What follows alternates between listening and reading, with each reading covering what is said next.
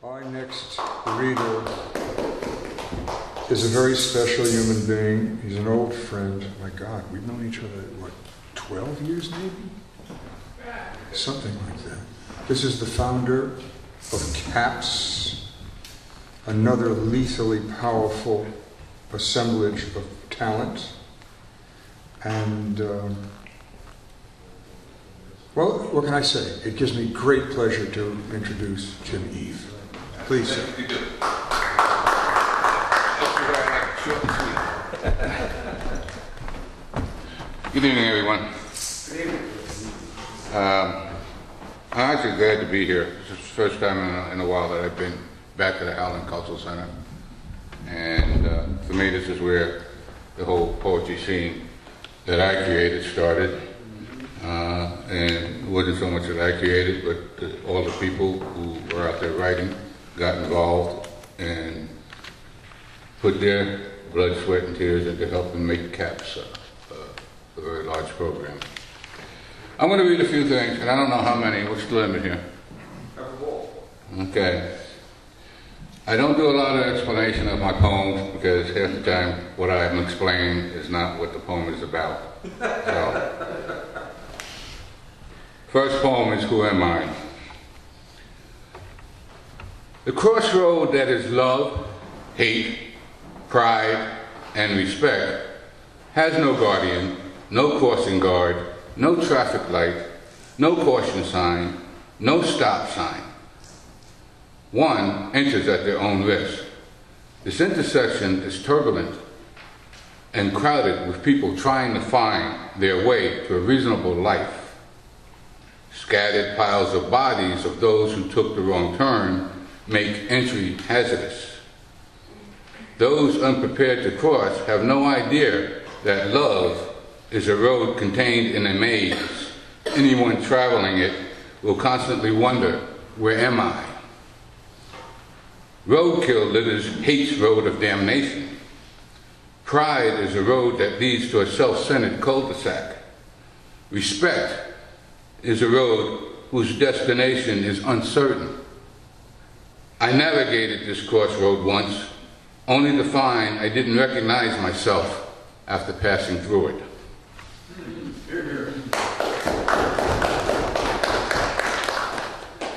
Where is the outrage? With an epigram. Bang, bang, a bullet is forever. USA Network Shooters TV drama. I watch a lot of TV. Bang, bang, a bullet is forever. May Asotus Familia, NYPD, may have known this, not really expecting to experience it. Shot dead by a cop hater, Alexander Bond, a black man, who in turn was shot dead by fellow officers, responding to the frantic cries of her partner. 1085, 1085, shots fired. This was front page news reported by the New York media on July 6, 2017. She was on the job. She knew the risk. God bless this wonderful woman who experienced the kiss of death. The police are outraged. Yet, on the other hand, if Officer Familia wasn't a cop, it would be just another black on black crime of no consequence. If it was an officer shooting a black man, it would be a blue on black crime of no consequence. For the courts would have found it a righteous shooting and the officer would walk. As a person of color, I have to weigh each day the possibilities of a mishap when confronted by gun-carrying officers of the law, black, white, male, or female, a gun-toting cop on a traffic stop, or a meet and greet on the street is a game of chance, which a man of color frequently tends to lose. Where is the outrage?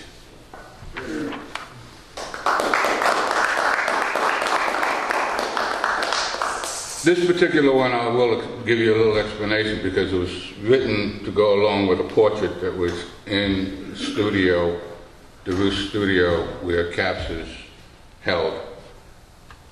And it was a picture of a war, strong field of trees, just burnt out, disastrous looking area with a table setting, a white table with a setting of 3 for tea. So, as you can picture this, it was in black and white, and it just caught my eye, and I just looked at it, I stared at it for a while, and this poem came out of it. Table for 3. The portrait in desolate gray, white, and black depicts a path meandering through a charred field and tree trunks. Ares, the god of war, and his war machine had passed through. Goddess Athena, refined in the art of war, followed behind. She arranged a table, chairs, and a tea setting for 3, expectantly, anticipating the goddesses, Gaia, Irene, and Demeter, would have tea as they renewed what Ares and war had ravaged. And Gaia is Greek goddess. These 3 Greek goddesses are, Gaia is considered the mother of earth, Irene, peace, and Demeter is field and harvest. So those are the 3 goddesses that I put in this thing to go inside with that portrait. Now, you don't need to clap. I do a lot of haiku and senryu, and at this time I'm going to read a senryu, which is, if anybody understands, haiku is seasonal, deals with the seasons, senryu deals with everything else. That's why I explain it. Immortal. Holding back the clock is an impossible feat. Death will not claim time.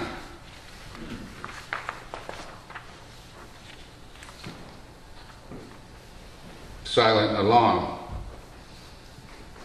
In the grip of death, time's alarm clock will go off. Angel, devil, waits.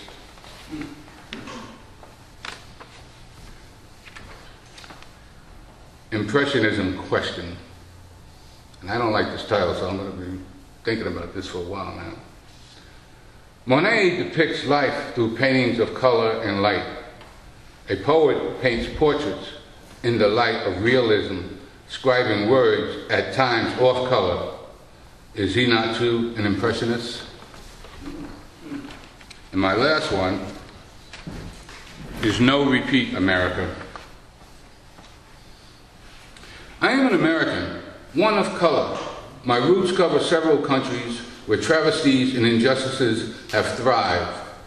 I was born in America, and America's history is part of me. I am an American. America is me. Past transgressions as part and parcel of America's history should always be studied, analyzed, understood, forgiven, and prevented from ever happening again by all Americans. Removing articles of our past history is a travesty, an erasure of the facts, a miscarriage of reality. If we remove everything that offends someone, what then? What would America be?